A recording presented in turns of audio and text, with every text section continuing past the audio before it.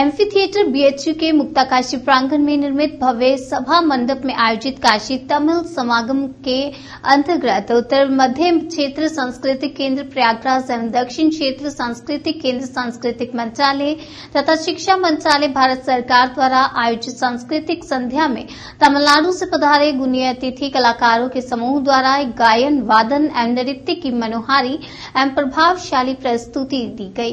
कार्यक्रम के मुख्य अतिथि उत्तर प्रदेश के आबकारी एवं मद्य निषेध राज्य मंत्री नितिन अग्रवाल ने कहा, प्रधानमंत्री ने इसकी शुरुआत काशी से की है, जो दो राज्यों की संस्कृति का आदान प्रदान हो रहा है।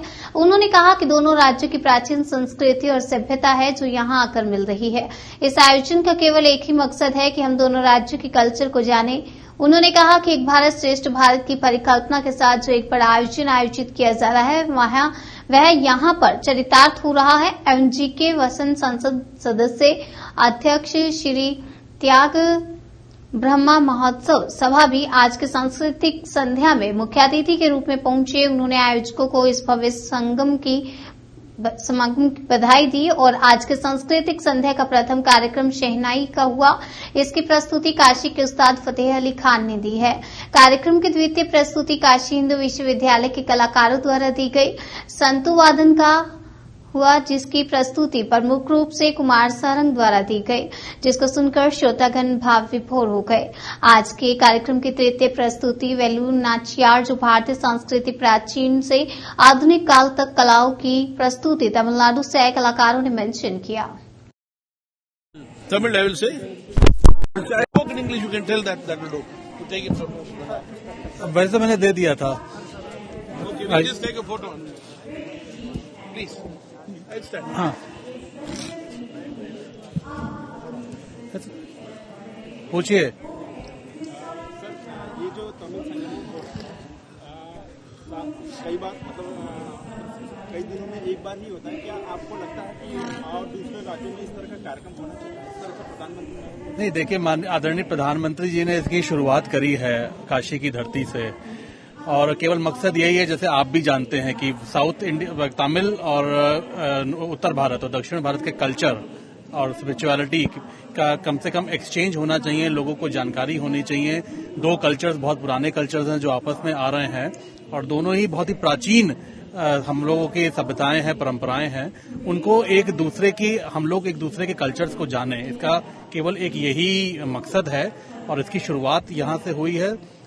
मैं समझता हूं कि जब उसके बाद अन्य प्रांत भी इसको जरूर, अन्य प्रांतों में भी ये होगा, जिससे दक्षिण भारत और उत्तर भारत वासियों का एक संगम हो, और एक हम लोगों के बीच में वैसे तो भारत एक है, लेकिन हम लोगों को एक दूसरे की सभ्यताओं को भी समझना चाहिए।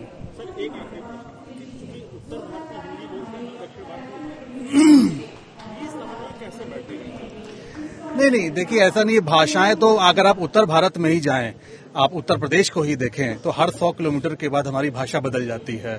तो भाषा एक हमारी बहुत बड़ी स्ट्रेंथ भी है, और मैं समझता हूं कि पूरे भारत में, चाहे वो कश्मीर से कन्याकुमारी तक अगर जाएं, तो हर प्रांत की अलग अलग भाषा है, प्रांतों में भी अलग अलग भाषाएं हैं। तो मैं समझता हूं भाषा एक कोई बहुत बड़ा हमारे बीच में रोड़ा नहीं आना चाहिए, और ये जो मकसद हम लोगों के सामने जो लाया गया है, उसमें हम लोग इसको अचीव करेंगे। University in diversity is the strength of the country. In India we have various states, various culture, various languages.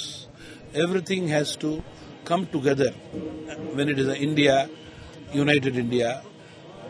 This Tamil Sangam is an example for South and North, from Rameswaram to Kasi, to people to come together. Their old age relationship, which is being rejuvenated today. We thank the Honorable Prime Minister for taking this wonderful initiative to make our Indian people together, forgetting